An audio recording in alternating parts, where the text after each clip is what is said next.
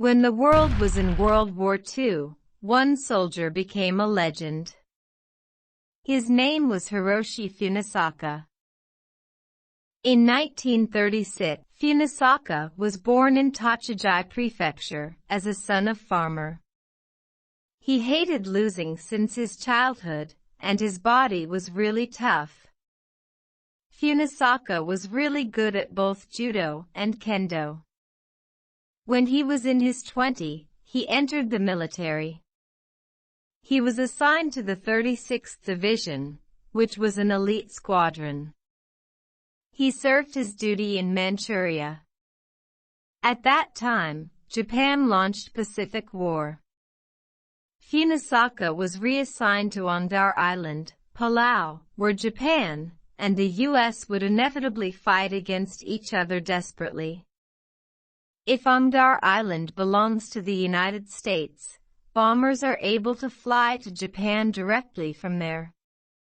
So the United States sent the 81st Infantry Division 22,000 soldiers, which was elite, and called Wildcat. The U.S. also used 50 tanks, 10 battleships, 1 mothership, 100 and more airplanes, and so on. On the contrary, Japanese defense was only 1,200 soldiers. Funasaka and Japanese soldiers was forced to fight against huge enemy and determined to disturb the construction of airfield even though they died. Finally, September 11, 1944, U.S. forces launched attack. After 3 days-long naval gunfire and bombing, the U.S. forces landed from the west of the island. First, Funasaka fought by using grenade launcher. Despite the Funasaka's desperate fight, more and more enemies were still shooting him. Then the cannonball exploded near Funasaka. Funasaka's left thigh got split. Not only this, a number of fragments of shells penetrated Funasaka's left arm. In spite of his serious injuries, Funasaka threw cannon shells with his right hand against his enemies.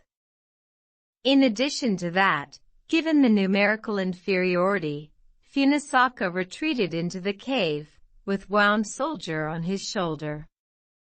On his way to a cave, he encountered 3 enemies. Funasaka shot one to death, stabbed one with bayonet charge, and killed one by throwing bayonet after he was hit in his head with gunstock. After his making it to the cave, soon after the army surgeon noticed Funasaka's serious situation, the army surgeon passed a grenade to kill himself, but Funasaka refused to kill himself. Even though his body was mess, he tried to get water for his friend and went around to see. However, the hostile bullet penetrated his abdomen. He was able to hide himself, but hellish pain suffered him.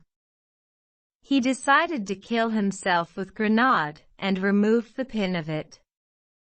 However, God knows whether it was malfunctioned or it was his fate, it did not go off.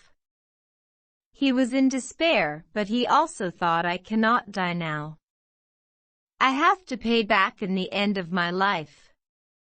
He decided to blow up American HQ by charging himself with 6 grenades attached. He crawled to the HQ for 4 days and he made it.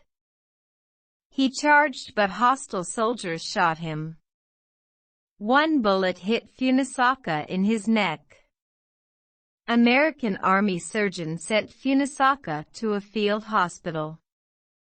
He was considered as dead because the wound in his neck was fatal, but Funasaka revived 3 days after.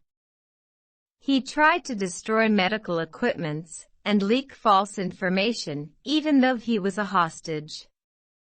He also still attempted to blow up airfield.